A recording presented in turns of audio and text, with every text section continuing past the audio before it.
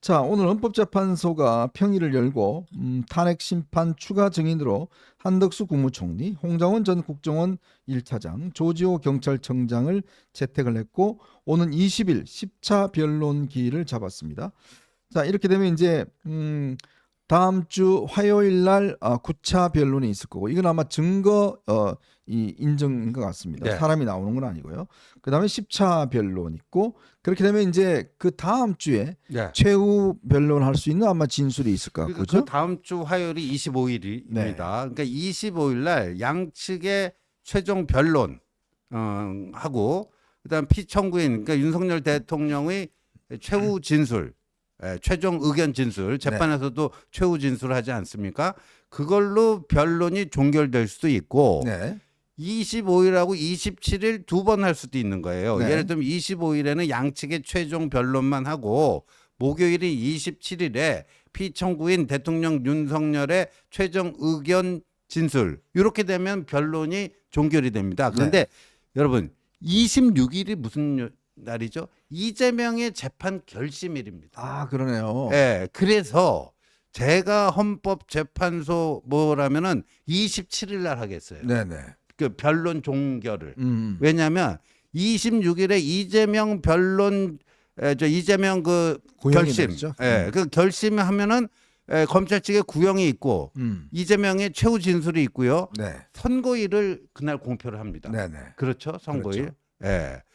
그러니까 그걸 좀 확인하고 하루라도 늦게 네. 하면은 이 최종 그 변론 기일에 언제 그 탄핵 심판 결과를 발표하겠다. 그걸 그 발표를 해야 되거든요. 네네. 그 하루 전에 이재명 그거 확인하고 하는 게 여러 가지로 좋지 않겠나 이런 생각이 듭니다. 자, 그런데 이제 이 뭐 그동안 헌법재판소가 한덕수, 홍장원에 대해서 기각한 적이 있습니다. 자, 그런데 이번에 이렇게 증인을 전격적으로 받아들였어요. 그 네. 이유가 뭘까요?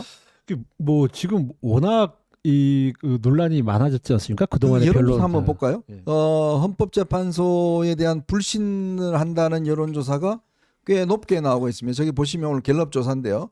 신뢰하지 않는다가 30일에서 40, 신뢰한다가 57에서 51로 떨어졌어요. 그렇습니다. 이게 사실 이 어떤 그 국가기관에 대한 신뢰도 조사가 옛날부터 굉장히 많았어요. 근데 그러면 뭐 국회에 대해서도 하고 뭐 국세청이나 뭐 이게 여러 그 기관들에다 조사를 하지 않습니까? 그러면 사실 헌재나 대법원이 가장 신뢰도가 높았어요. 네. 과거에는. 근데 지금은 이제 요즘 들어서 57%, 52%까지 떨어졌는데 옛날에는 거의 70%, 80%까지 올라갔단 말이죠. 네. 근데 최근에 이제 그 헌재 그 탄핵 그 심판 과정에서 이 여러 가지 이제 뭐 논란이 뭐 의도했건 의도치 않았건 많아졌기 때문에 그러면 그런 부분에 대해서 헌재는 또 충실히 또 해줘야 될 의무가 있으니까 네네. 이제 뭐 그런 저런 여론도 상당히 많이 이제 감안했다라고 보여집니다. 일단 헌법재판소가 일단 결정한 것은 아마 그동안 여러 가지로 이제 불공정하다, 너무 빨리 진행하는 거 아니냐, 윤 대통령 측의 어떤 이 답변할 방어권을 좀 보장해 줘야 된다.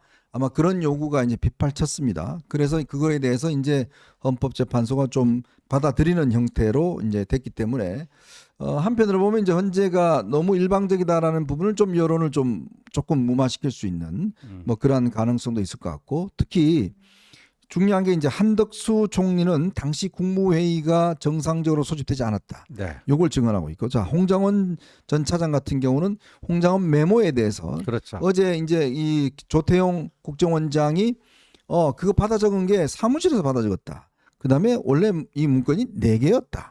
이런 등등에 대한 뭐 반박하는 어제 이제 진술했지 않습니까? 그런 부분에 대한 아마 이제 입장들을 다시 이제 이야기를 할 것 같아요. 네. 그리고 조지호 청장은 지금 혈액암 때문에 투병 생활을 하고 있는데 그래서 지난번에 못 나왔습니다만은 조지호 청장이 대통령한테 6차례나 전화를 받아서 계속적으로 좀 독촉을 당했고 맞아요. 정치인 체포 이런 것들에 대한 직접적인 지시를 받았고 네. 한동훈에 대해서 아까 이야기했지만 두 번째 전화에서 한동훈도 넣어라 네. 이런 이야기도 들었고 네. 그런 부분에 대한 증언이기 때문에 아마 요 3명이 증언을 하게 되면 여러 가지 논란들이 조금 정리될 수 있지 않겠는가라는 생각이 들어요. 그렇죠. 예, 그런데 이제 지금 조지호 전 경찰청장의 경우에는 국회 청문회도 그렇고 헌재 지난주에 사실 그 출석 그 증인으로 채택이 됐는데 불출석 사유서를 내고 안 나왔잖아요. 네네. 지금 혈액암으로 투병 중인 뭐 그런 것 때문에 그럴 수가 있지만 그런데 지금 조지호 총장에 대해서는 양쪽 다 원하고 있어요. 네. 그 한덕수, 홍장원 두 사람에 대해서는 피청구인 측 윤석열 대통령 측에서 증인 채택한 거고 조지호 전 경찰청장은 쌍방이 다 지금 증인 채택 요구를 한 건데 그래서 구인을 해서라도 조지호 전 청장을 반드시 데리고 와야 된다. 대통령 네. 측에서는 또 그런 얘기까지 하고 있어요. 아마 그 조지호 총장이 그 검찰에서 진술하겠다고 한 거 있잖아요. 네네. 여인영부터 2번 받았는데 2번째에서 한동훈이 체포 명단에 추가됐다. 이런 걸 좀 뒤집는 진술을 끌어낼 수 있다라는 그런 좀 희망 섞인 그 네. 관측이 이제 그 희망이 있으니까 지금 이렇게 하지 않겠습니까? 어허. 구인을 해서라도 헌법재판소로 좀 나오게 해야 된다. 네. 그러니까 그 굉장히 중요한 분수령이 될 수 있을 것 같아요. 네.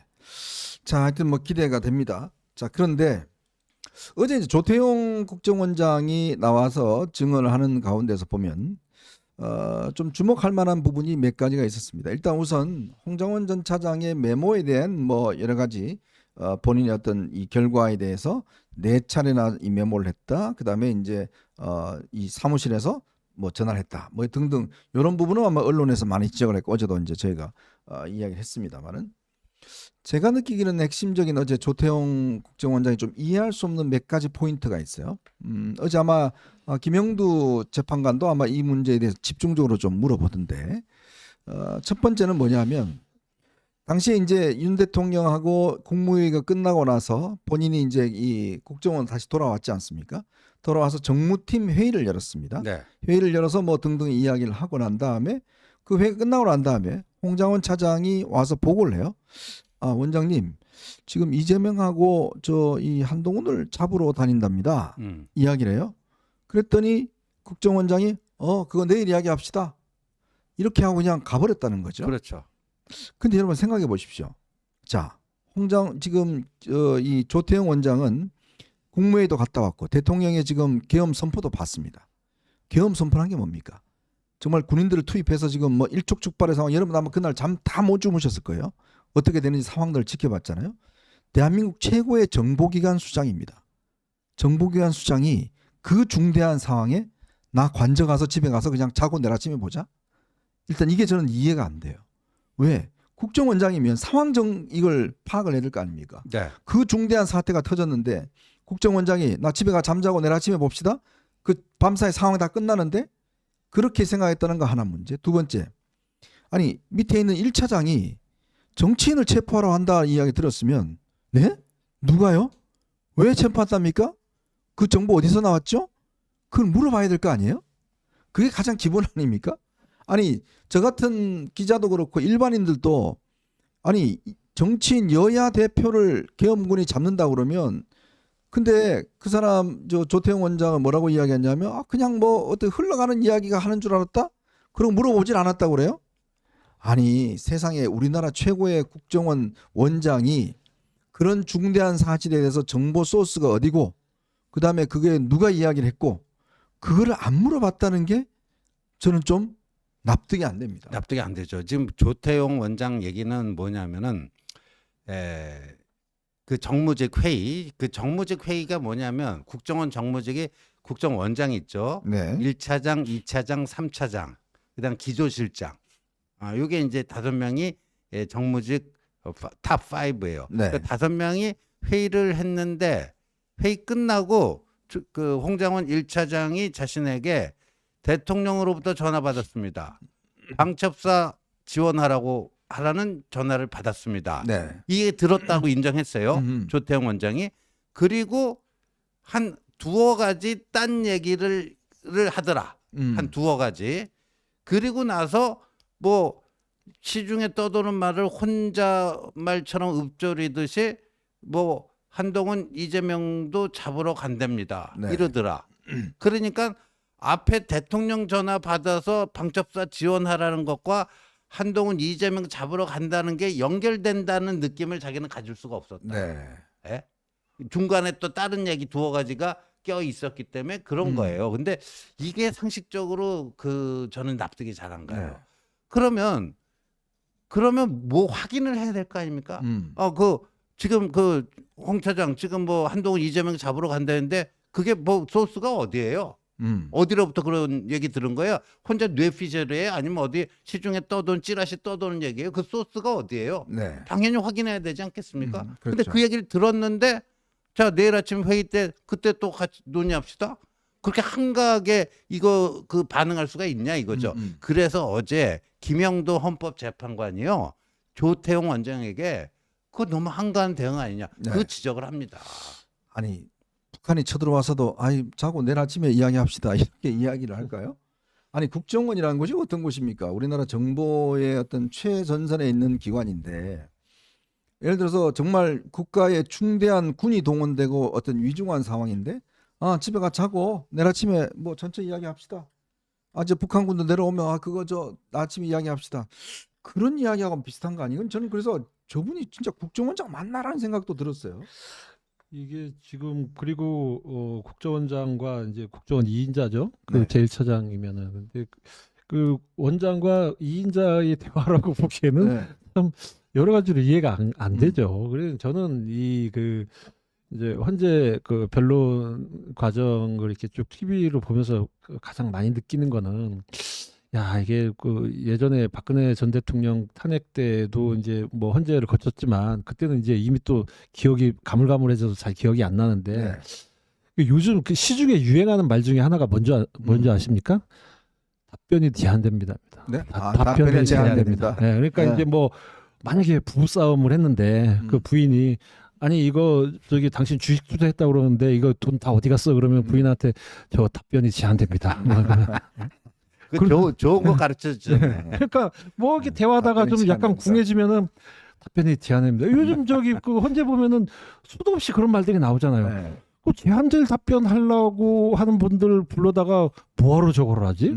그럼 그거를 또 그 판결의 뭐 주요 결과로 삼아야 된다 말아야 된다 뭐 이런다고 한다면은 상당히 참 이거 좀 우리가 갖고 있는 상식과 아까도 이제 헌재 신뢰도 얘기를 했지만 네. 근데 물론 헌재만의 책임이라기보다는 이제 그 시스템 자체가 이제 그렇게 돼 있거나 아니면은 이제 청구인과 피청구인 간의 이 논란 과정에서 이제 그럴 수밖에 없는 뭐 사정이 있겠지만은 그래도 저는 이게 국가정보원장 그러니까 정보에 대한 수장이 나와서 누구도 믿기 어려운 말씀을 저렇게 그냥 이렇게 자연스럽게 하고 뭐 이게 그러고선 그거를 또 판단 근거로 삼아라 뭐 한다면은 참 국민들이 수긍하기는 좀 어렵지 않겠냐라는 생각이 듭니다. 네. 네.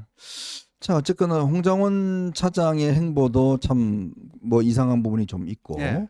조태용 원장도 좀 저는 납득 못할 이유가 있고 그리고 윤 대통령이 왜 그러면 이 홍장원에게 전화를 했는가? 처음에는 이유는 조태용 원장이 미국 출장 갔기 때문에 잘 챙겨라라고 전화를 했다는데 그렇죠. 나중에 전화를 직접 해서 저 오늘 지금 이임하는 그 골드버거 대사하고 저녁 먹고 지금 여기 있습니다. 하니까 그렇게 끊었다는 거 아니에요, 그죠? 그 다음에 또 전화를 한 번 또 했다는 것이고, 네.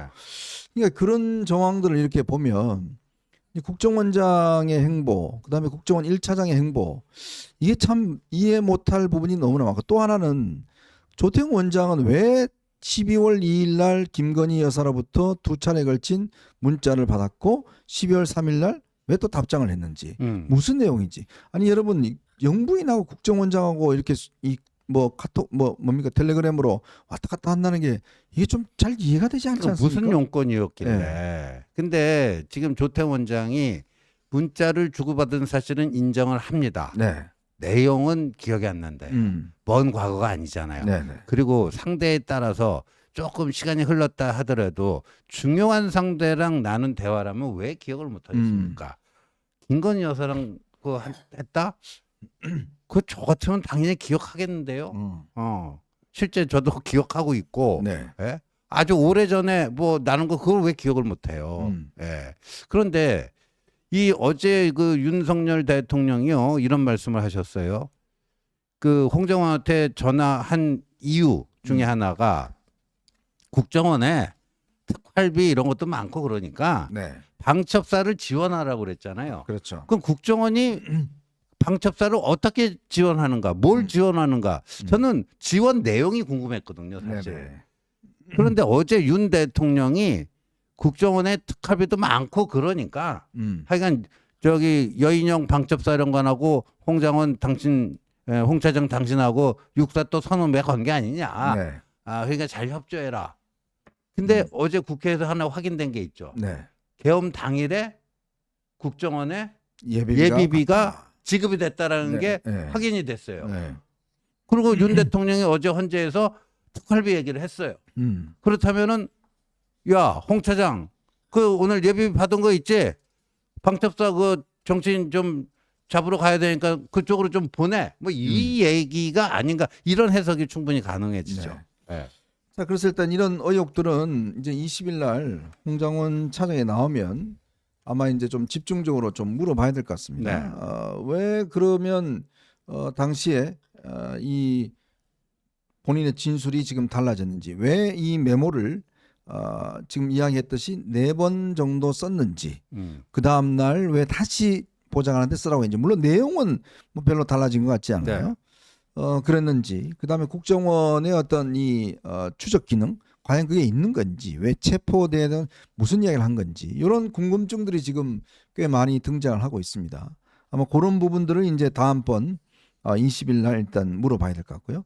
지금 일단 한덕수 총리에게는 이제 국무회의에 대한 이제 소집의 문제, 이런 것들이 아마 이제 중요하게 다뤄야 될 것 같은데, 조금 전 이제 이런 뉴스가 하나 나왔습니다. 곽종근 특전사령관이 이게 아마 본인의 입장문을 냈답니다. A4 용지 4장 분량의 입장문을 냈는데, 이 입장문에서 본인이 이렇게 자수서, 즉 직접 출두해서 자수한다는 자수서를 쓴 이유에 대해서 12월 5일 날, 지난해 12월 5일 날 김용현 전 장관이 전화가 와서 비아폰은 녹음되지 않는다, 당당하게 해라, 이런 전화를 받고 자수서 작성을 했다, 이렇게 이야기를 하고 있어요. 이 이야기는 뭐냐면 비아폰으로 한 거는 흔적이 안 남으니까 그렇죠. 뭘 어떻게 좀 해라, 이런 아마 뜻으로 뭔가 이 지시를 받은 게 아닌가. 그러니까요. 네. 그 당시에 김영현 장관의 마음 상태랑 그 이후가 그럼 상당히 뭐 바뀌었다는 그런 얘기인가요? 네. 그러니까 뭐냐면 이제 뭔가 어떤 입을 맞추기 위한 뭐 그런 어떤 것 때문에 이제 이걸 듣고 본인은 이게 진상을 이야기를 해야 되겠다. 저렇게 은폐하려고 하니까. 네. 그러니까 이제 은폐하려고 하면 여기에 동조해버리면 예. 자기도 이제 이게 문제가 되니까. 음. 그러니까 김용현 장관이 비아폰 이야기를 왜 했겠습니까? 야, 그거 증거 없어. 그러니까 같이 입 맞춰서 뭐 이야기하자. 아마 이런 뜻으로 뭐 이야기를 듣고서 했다. 아마 이런 어떤 입장들을 내오고 있는 것 같습니다. 이런 부분이 지금 있고, 어쨌건 지금 문제가 일단 이제 두 번, 두 차례 더 이렇게 한다고 그러니까요. 이제 아마 좀 더 연장이 될 것 같습니다. 그리고 이제 조지호 청장이 나올지 안 나올지는 모르겠지만, 조지호 청장이 나오게 될 경우에 이 정치인 체포 등등과 관련된 아마 이야기들이 꽤 아마 집중적으로 좀 다뤄지지 않겠나, 그런 예상을 해봅니다. 자, 저희는 이제 두 번째 이슈로 한번 넘어가 보겠습니다. 여러분 보시면서 구독과 좋아요, 알림 꼭 부탁드리도록 하겠습니다.